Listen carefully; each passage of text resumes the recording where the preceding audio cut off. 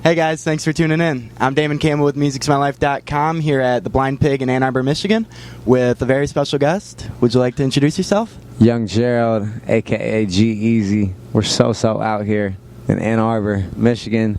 Sold out show tonight. It's just pretty crazy. Hell yeah, man. Well, it's a pleasure to meet you. Definitely appreciate your time, man. So we know that you fell asleep in a freshman class and woke up on a tour bus, as you indicated in your song, and Yeah. specifically, it actually all goes back to 9th grade geometry class for you, right? Yeah, that's crazy. Yeah, it was. I don't know, man. It was just like that. That's how I passed the time when I was bored in class. I've always had a hard time paying attention, man. Paying attention to teachers or anybody's talking to me for a long time. And you know, I mean, it started off that simple. You know, I'd make beats, you know, after school when I was at the house. It was just something to do and just a way to express myself. And I started writing songs, or writing just raps. I mean, I didn't really know how to format songs yet, but it clicked. You know, the idea of being able to put the two together. Right. Go and buy a microphone. My first mic was probably this one. Yeah, right.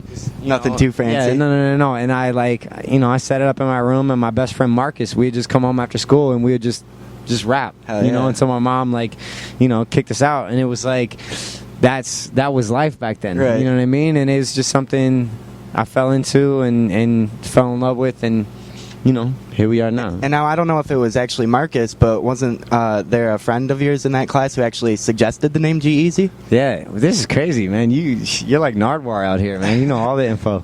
Yeah, no, it wasn't Marcus, but you know, so I started rapping, and I needed a name. Yeah, right. You know, I'd burn CDs of my songs and give them to friends, and you know, I needed a name to put on it, and I went by my initials G-E when I was a kid. Right. My family called me G-E, and I don't know, G-E just kind of naturally grew into G-Eazy. Yeah, for sure. You know, and a friend was just like, you should go with G-Eazy. That's dope. And at the time, man, that sounded super awesome. So I was like, hell yeah, that's it, and it just stuck. And yeah, it's definitely stuck. I've heard you say a few times, you know, that you think it might be a little bit cheesy. Oh yeah. It's the cheesiest rap name around. Right. But speaking of which, is mac and cheese still a must-have for you on tour? Mac and cheese is my favorite food in the world. I could probably live on macaroni and cheese for the rest of my life. That's serious. And now you haven't always had, you know, the luxury of touring on a bus. Like for example, in the early going, didn't Matt's parents actually lend you guys like a SUV? Dude, you know all the information, man. Do you work for the FBI or something? No. This is crazy. Music'sMyLife.com. Did his homework, man. Is his life. Yeah, man. Our first tour we ever tried to do, it was real DIY. I mean, it was real rough. And yeah, I mean, his parents lent us an SUV, and you know, you think about how much space is in this place. You got room to, you know, kick back on the couch, put a movie on, you know what I mean? Watch the All-Star game. Exactly. Everybody's got their own bunk. You go to sleep in the night. Like, back then, dude, we were 8 people in an SUV. Yeah. And I'm not talking about like a Suburban or anything. I'm talking about like an Explorer. Right. Like, you know, small SUV. And it was like, but I always say, man, I mean, if we had started here, you know, it's like you find out if you really love doing something or not when you kind of got to struggle a little bit. So totally. Yeah. I imagine you didn't do too much of the driving though, because weren't you like 18 when you finally got your license? Yeah. God, you really do know everything. Yeah. To be honest, man, I've never been much of a driver. Yeah. I grew up, you know what I mean? I'd ride my bike everywhere. I'd catch the bus or the subway train, you know. So I never really, but They would let me drive every once in a while, and you know, I think I scared everybody to death enough times that they're like, you know, let's just not let G. Exactly. You sit back and focus on preparing for the show. Yeah. Well, you mentioned riding your bike, and you actually used to shoot a lot of BMX videos back in the day, right? God, yeah.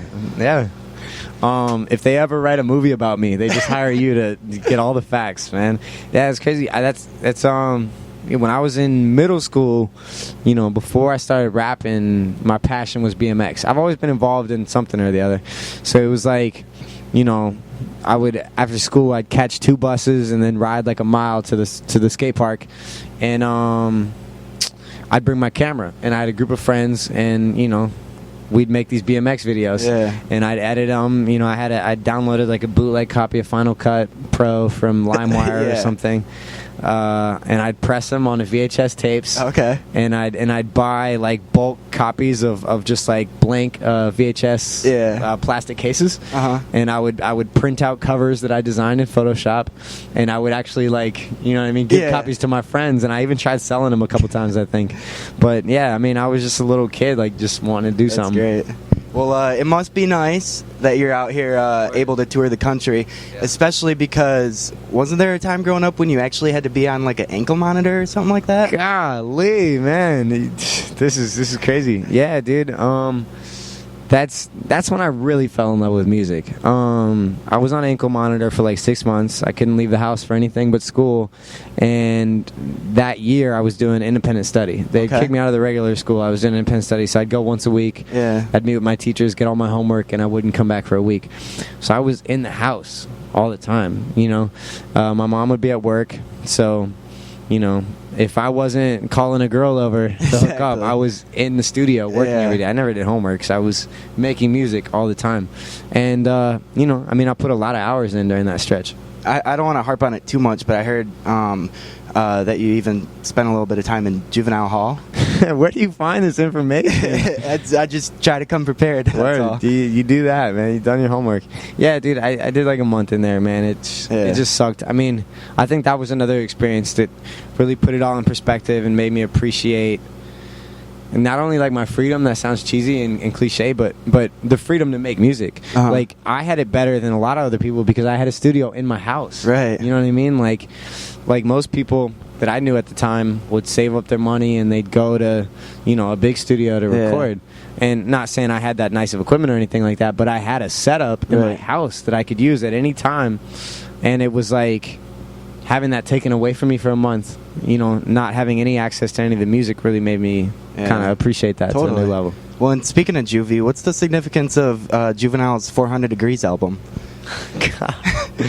Man, that was Yeah, that was kind of a funny story to that, isn't it? Yeah. That was an important album for me, man. When I was a kid, man, it's funny. Yeah, that was one of my favorite songs at the time. Obviously, Back That Ass Up. You know, and Juvenile and the whole Hot Boys Cash Money thing was really big in the Bay. Yeah, totally. I think we've always, you know, admired New Orleans and their scene for whatever reason. I don't quite understand it, but yeah, that was one of the first CDs I bought. Maybe it was the first, and I remember going to the record store with my mom.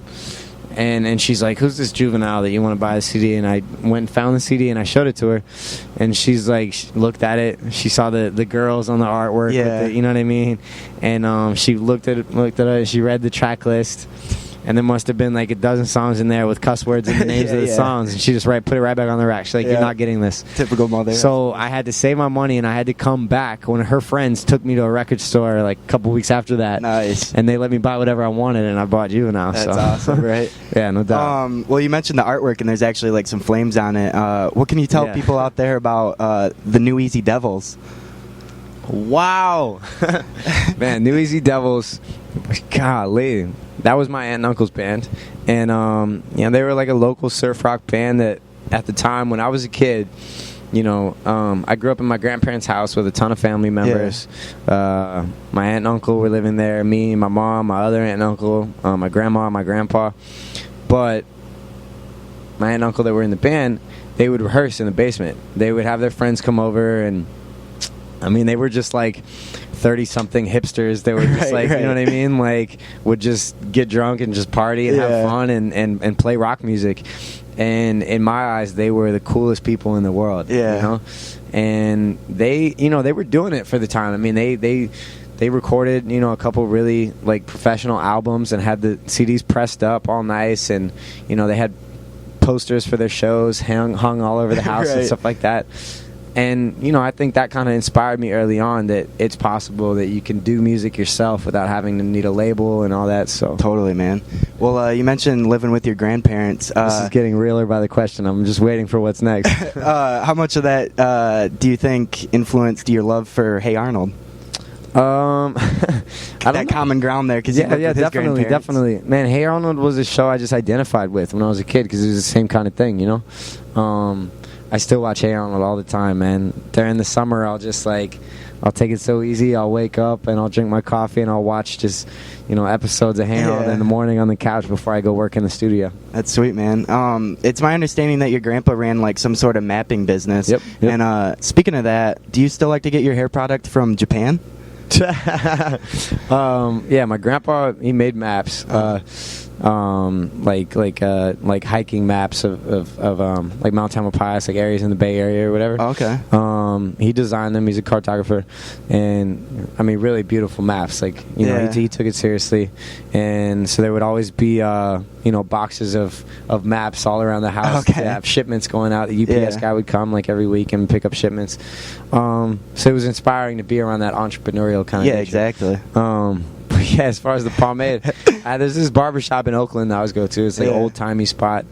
And they have the best pomade there. It's like this weird Japanese stuff that they get imported. Yeah. But they only got it there, so I only get it when I'm home. Well, you're often referred to as the James Dean of hip-hop, thanks to your slick do and, your fashion sense and whatnot. And I was thinking that maybe that might have a little something to do with osmosis, because didn't you actually used to record in a walk-in closet? I don't know. Well, yeah, no. I mean, I had my mic set up in a closet for a while, 1 year in New Orleans. Okay. Yeah. I think that's.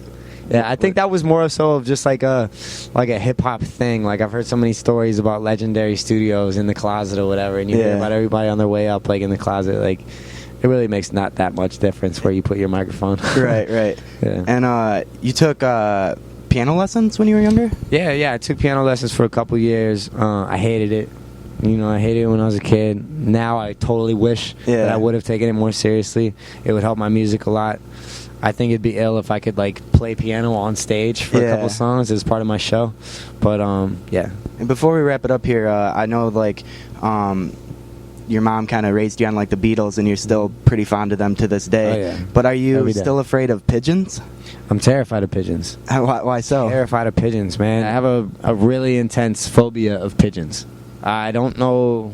I can't explain it. Yeah. I'm not scared of bugs or spiders or none of the usual stuff people are afraid of. But pigeons just irk me, man. It's like flying rats. They flutter and they can always you never know which direction they're gonna go. They could just hit you. I don't know, man. I hate pigeons. Another thing I'm deathly afraid of that no one can understand. Even when I think about it, I cringe.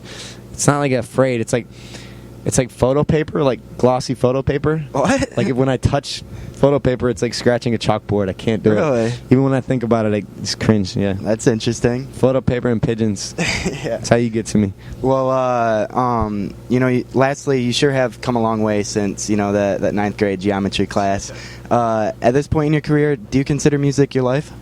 Well, it's always been my life. And that's always been, that's always been my philosophy, is I'm going to make this work because this is all I care about. This is what I care the most about in life is making music. I enjoy having that freedom to go into my studio, sit in front of a keyboard, mess around, and the feeling of building a song and it coming together. And you know what I mean? Yeah, that's totally. What really, that's what I live for. So it's it is my life and it's my job to put the pieces together and connect the dots and make sure I set myself up to make a living at it so that I can keep making this my life. Yeah. Well, and, with my site, once again, beingmusicsmylife.com, that's something I ask at the end of all my interviews. It's always interesting to hear the different perspectives. But, G-Eazy, thank you so much for your time, man. Thanks for having us, dude. Much respect. Great chatting with you. Is there anything else you want to say to the people out there watching?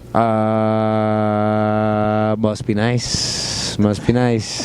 Come see a show if you can, man. Come catch me on tour. This run's been crazy. This run's been super crazy. And big ups to everybody listening, man. Appreciate your support. Appreciate you paying attention. Much love. There you have it. Once again, I'm Damon Campbell, and this is G-Eazy. Young Gerald, live in the place to be. Whoop. Thanks for watching. Dog.